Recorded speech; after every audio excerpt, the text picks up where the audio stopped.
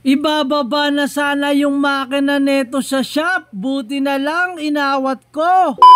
Nagchat pala sa akin yung tropa ko, hard starting daw yung motor ng kuya niya. Kaya sabi ko, ipacheck muna yung spark plug kung naglalabas ba ng kuryente at fuel pump at fuel injector kung naglalabas ng gasolina. Kaya lang sabi sa shop, ibababa daw yung buong makina. Kasi may tumukod daw, ayaw daw umikot yung sigunyal niya. Kaya sabi ko, wag muna, ipa-pull out niya muna at gagawin ko kung anong makakaya ko. Kaya pagdating ko sa kanila, binaklas ko na agad yung radiator nito para maikot ko yung magneto at malaman kung maiikot pa ba yung sigunyal nito. Medyo magaspang ng konti kaya binaklas ko naman yung Bendix drive. Bali pagdating ko dito sa kanila, wala na yung panggilid, ang natira na lang yung bell at torque drive. Pagbuklat ko, ito yung bumungad sa akin, all goods naman, wala namang bungi. Kaya napapaisip din ako kasi sabi dun sa shop yung connecting rod ay tabingi. Ang hirap talaga kapag hindi mo muna sinilip lahat, lalo na kung sasabihin mo lang agad na ganito na agad yung sira. Hindi ako sa naninira, wala akong binabanggit na pangalan. Sana man lang i-check muna bago sabihin sira yung sigunyal. Alam kong pare-parehas tayong merong pangangailangan, pero sana gamitin natin yung talento natin sa malinis na paraan. Kaya ayan, binuklat ko na agad yung head at sinilip yung piston at maikot yung sigunyal. Hindi ko sana bubuklatin yan, ipinaliwanag ko lang kay sir na okay yung sigunyal at yung makina niyan. Bali ito pala yung nakita kong diagnose, kinuha ko yung starter ng motor ko. Pinagkumpara ko, inikot ko yung unang starter, yung sa kanya, at yung pangalawa yung starter ko. Kung mapapansin nyo, yung una ang bilis ng ikot, yung pangalawa parang pigil yung ikot niya. Kaya nung nakabit ko sa motor niya, tinesting ko na agad.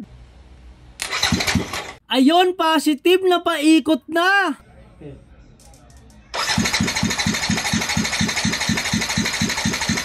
Ito naman yung sumunod na problema, fuel injector, walang nilalabas na gasolina. Kaya tinesting ko, baka sira na yung fuel injector niya. Okay pa naman, kaya yung supply ang may problema. Kaya tinest ko na agad yung mga wire, baka sakaling may putol na. Kaya nung maayos ko na yung mga wire, ano pang iniintay? Start na agad yan.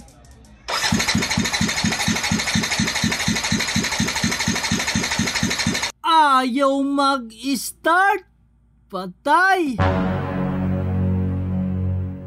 May inayos lang ako na naglulus, kaya nung makabit ko, ano pang iniintay? Start na ulit yan.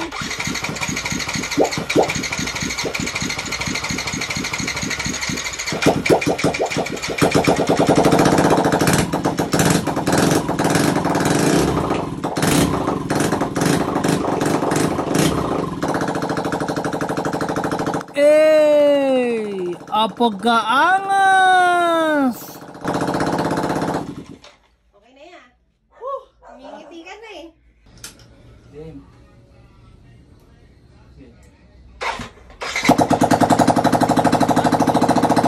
Okay, start mo.